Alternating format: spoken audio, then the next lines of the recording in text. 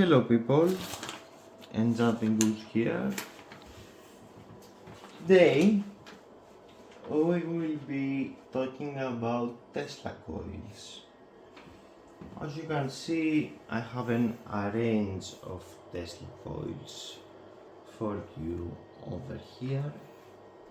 All of them are running in a different way.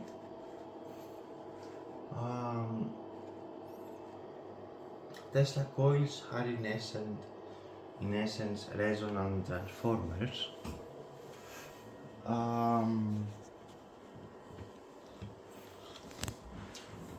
Now they can be driven with many different ways, and that's why I have all these Tesla coils to showcase you, as driving the primary coil can get very creative sometimes. So in a Tesla coil we have two resonant circuits. We have the primary resonant circuit and the secondary. We have a capacitor here and an inductor here. This inductor is actually the primary coil of the Tesla coil. The capacitor stores energy in the form of electric field.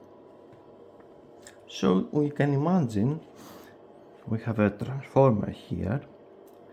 This capacitor charges up to a certain point, and over here the spark gap discharges when the capacitor's voltage is higher than the breakdown voltage of the medium, being air or whatever gas the spark gap may be inside. To discharge, when a spark gap discharges, is like a switch closing, so that gives a pulse of energy through the primary coil, which induces an electric field on the secondary coil.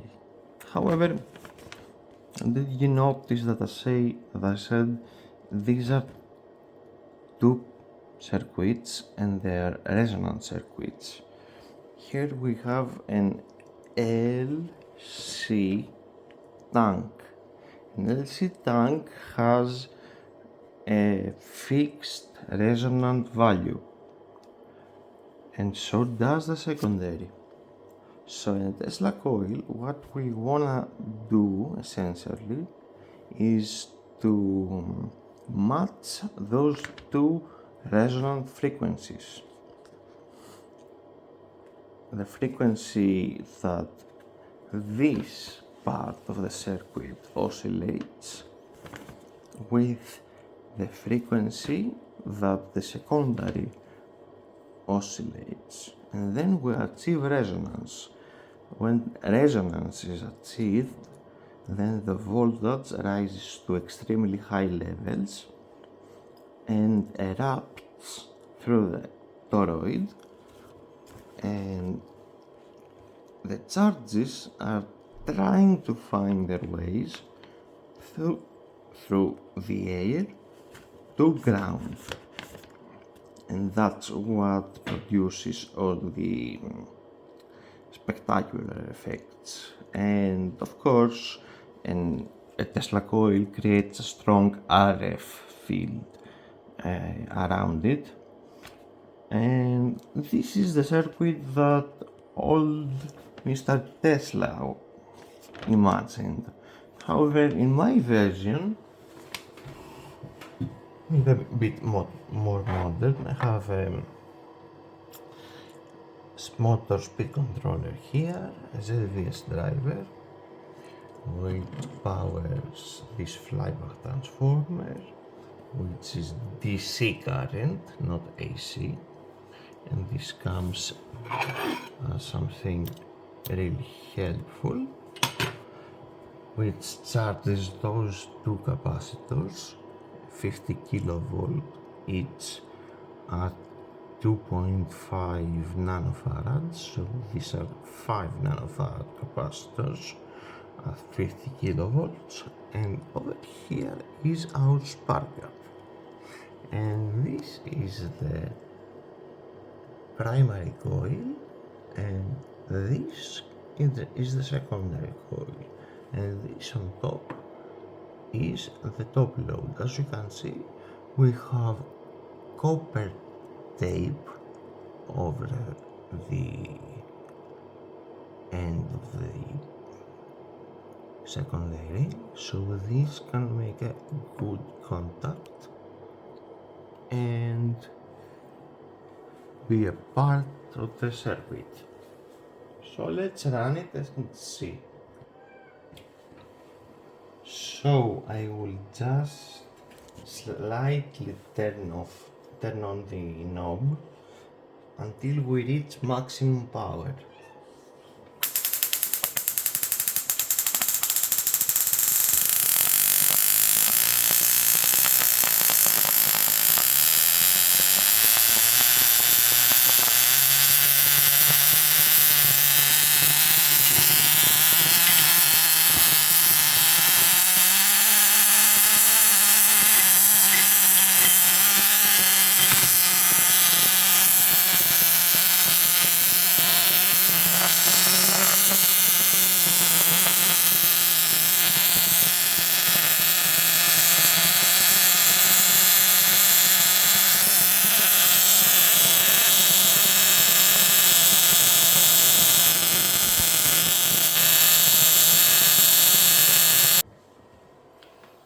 So those coils are based on a circuit that we've explored on the channel called a Slayer exciter, which is a self-resonant driver for Tesla coils, and it's pretty easy to make. However, it does have high switching losses, and the transistors become really hot really fast, but their output can be really amazing if you tune them correctly. So this is the basic circuit of a Slayer exciter. As you can see, the base of the transistor gets feedback from the secondary coil. So in essence, this is positive feedback to the base, so this coil will resonate at the same frequency with this coil if they're properly aligned, and what closes the circuit is the parasitic capacitance between the top load or high voltage output to the ground. And that low voltage Tesla coil can output some arcs, but it's mostly for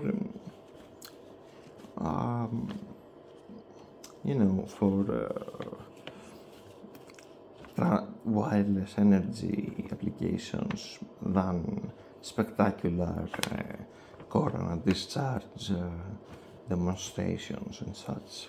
But let's see how it looks when it works.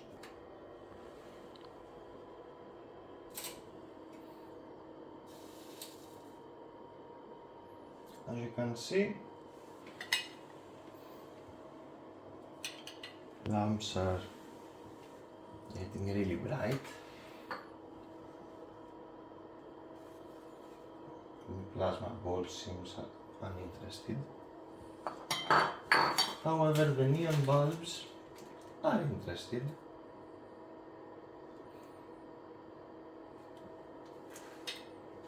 but that's all I can show you. So this one is practically the same as the last one. However, we have two coupled Slayer exciters that get feedback, that are synchronized. They get feedback from to the base from the same secondary, and each one runs its own primary coil, and of course you can add as many stages as you want to this setup, and obviously you're putting less load to its transistor, and it's more efficient and powerful. However, it's still a Slayer exciter. It can go that much, and that's it. So let's see how that performs.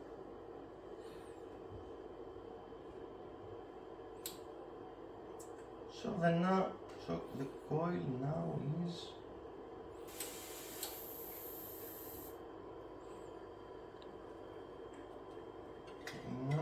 now is in about 12 volts. No crazy arcs, no nothing. It still does power up those lamps.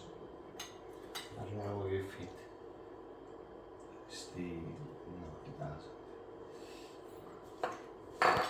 But yes, you see that even in low power settings, it still can power lamps. Anyway, let's crank up the power to 30 volts. As you can see,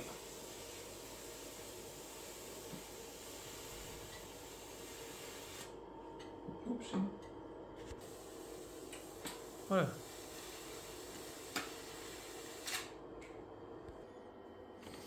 So now this is a schematic that uses a single MOSFET as a switch rather than a transistor. I have to be honest with you, I did not think that circuit out of my own. This is a circuit I found online, and they've also scratched off some components and added mine. You see over here I replaced resistance 1 with a slightly lower value. I've changed the MOSFET to either an IRFP460 or an IRFP 260N. I've given the primary wire 4 turns instead of 1 turn, and the secondary instead of 500 or 750 to about 1000 turns, and yeah. So I don't have any more to say about this schematic. I hope its creator explains it to us one day, but it works, so we'll see it working. Let me crank up the power. You see the corona discharge?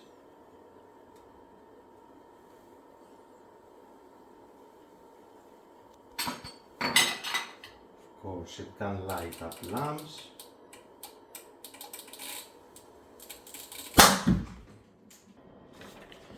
So, shit happens. One capacitor blew up in my face when actually testing the MOSFET Tesla Coil. I guess that's my punishment for not crediting the creator of the MOSFET Tesla Coil. However, it works as well with one capacitor instead of two, so I leave it with one to remind myself of the stupid mistakes I make over time. Anyway, that was a bit violent, I can say. So let's see now. I've been experimenting for a long period of running a Tesla coil with a ZVS driver. My reasoning for doing that is that a ZVS driver is a device that can self-resonate at a specific frequency and that it could act as a primary coil for a Tesla coil, because as you remember, Tesla coils, the way they work is by practically either pulsing or having alternating current in their primary coil, which in turn creates alternating current in the secondary coil. So my initial experiments were not that successful, and seems that I was pretty arrogant to think that I'm gonna actually, get it started by day one, and that's because in this setup, what the ZVS is doing is actually making a primary coil only through that red wire you see over here. That's the resonant frequency of the primary coil. Now you cannot change this, only physically cut off a piece of the coil and hope it does match the resonance value. What also you can do is change the inductance of the secondary coil. However, changing the inductance of the primary is a lot more easier to accomplish, actually, like finding the sweet spot where the absorption is the better on your Tesla coil. And after many experiments on this project, I developed a ZVS driver that can actually run a Tesla coil. As you can see, I've used these low inductance toroids and this low ESR and low capacitance capacitor, that's 150 nanofarads. It's pretty small. Those two toroids are 40 microhenry each. So let's power it up.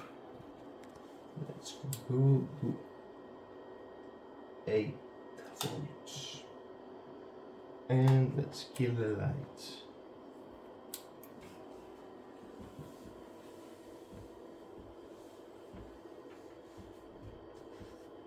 So as we can see over here,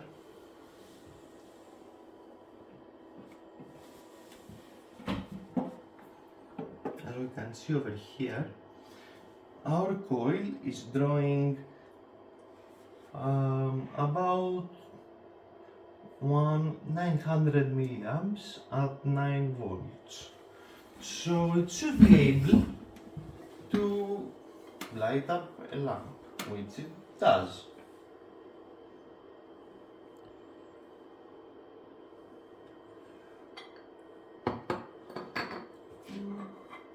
Somewhere over here there was a smaller one. That is. And yeah, definitely light a lamp. This one, not yet. So let's start by raising the voltage.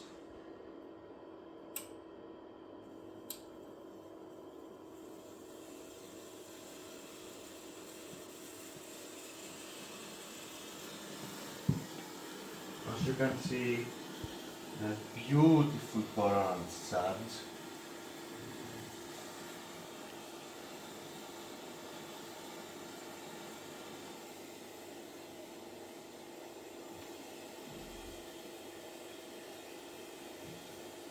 The bulb lights up like a Christmas tree.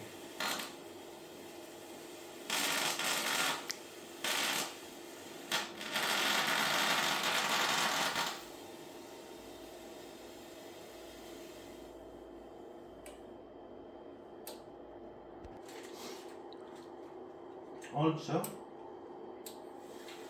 we can draw arcs.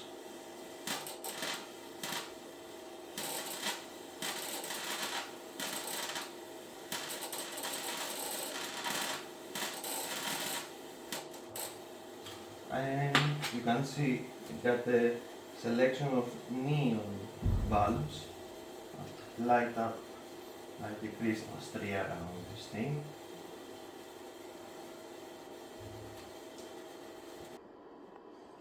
So guys, that was today's video about. I hope you liked it. I certainly did. Now,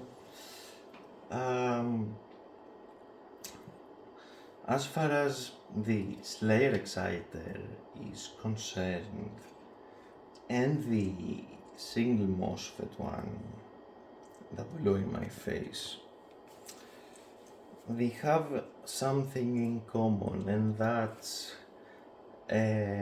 switching losses that come out as waste heat. The advantage of using this driver minimizes switching losses and henceforth minimizes waste heat, so it's a lot more efficient than those Tesla Coil drives that, you know, an electronic hobbyist might come up with when thinking of building a simple SSTC. I won't get into high power like double resonant solid state Tesla coils that use half bridge drivers or full bridge drivers, because those things are monsters, and I also lack the experience to, at least as of now, to play around with those kind of circuits. So yeah, my thoughts are that this oscillator is really very useful. You can run flyback transformers, you can run induction heaters, you can run Tesla coils. Isn't that interesting?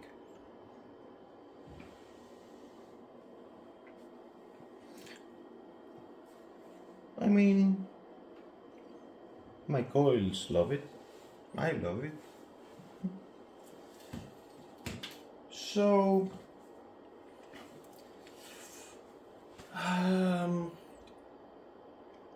the most important thing to keep in your mind is, in my opinion, efficiency. From all the modules I presented to you today, the most efficient one, meaning the one that needed the less heat dissipation, was the ZVS driver.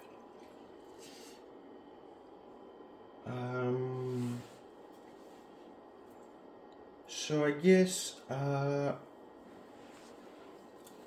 it's a pretty efficient driver. As you saw, it worked very well. Anyways, so